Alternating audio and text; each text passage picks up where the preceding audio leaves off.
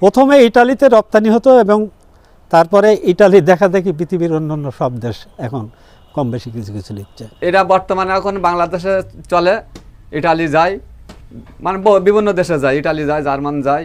বিদেশে নিয়ে দিলে ওয়ালের গায়ে লাগায়, এতে বরফ জমে না। প্রথমে মাটি ভেঙতে হয়, ভেঙে ভেজাইতে হয়, ভেজাইয়ে ছাইনতে হয়, ছাইনি ঘরে নিয়ে আসতে হয়, ঘরে নিয়ে আসার পরে আপনার হলো মেশিনে টালি তৈরি করতে হয়, টালি তৈরি করে মাঠে দিতে হয়, মাঠে দেওয়ার পরে ওখান থেকে ছাট কেটে ঘরে উঠাতে হয়, ঘরে ওঠার পরে ঘষাই তাই রং দিতে হয়, রং দেওয়ার পরে পাজায় যায়, পাজায় যেয়ে পাজার থেকে পড়েই তারপর আমাদের এটা বের করি বিক্রি করার লাইনে যায় আর কি। এটা বর্তমানে এখন বাংলাদেশে চলে, ইটালি যায়, মানে বিভিন্ন দেশে যায়, ইটালি যায়, জার্মান যায়, সমস্ত মানে পৃথিবী অনেক দেশে বেচা কেনা হয়।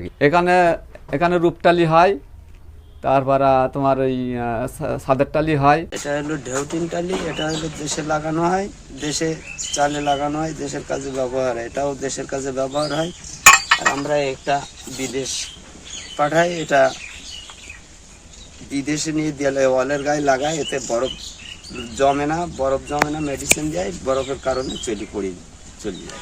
আমাদের এই টাইলসটা মানে ইউরোপের ইটালিতে সবচেয়ে বেশি রপ্তানি হতো, যার জন্যে আমাদের এখানে যে টালি তৈরি হতো আমাদের এই পালপাড়াকে ইটালি নগরী হিসাবে স্বীকৃতি দেওয়া হয়েছিল। আর ইটালিতে প্রথমে যে টালিটা রপ্তানি হয় এই টাইলসটা ফ্লোর টাইলস, এইটা প্রথমে রপ্তানি হয়।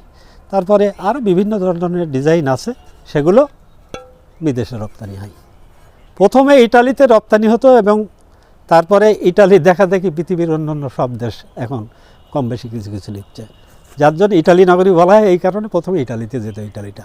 আগের মতো চাহিদা এখন বর্তমানে ফিরিয়েছে, মাঝখানে খুব খারাপ অবস্থা ছিল ইউরোপের অর্থনৈতিক বন্ধের কারণে, তারপর করোনাকালীন সময় তো টোটাল বন্ধ ছিল। সরকারিভাবে আমরা এই পর্যন্ত কোনো রকম সাহায্য সহযোগিতা পাই না। এই ব্যবসাটার নীতিমালা থাকার দরকার। আমাদের এই টালি শিল্পটা বিদেশি রপ্তানির ক্ষেত্রে কোনো নীতিমালা নাই।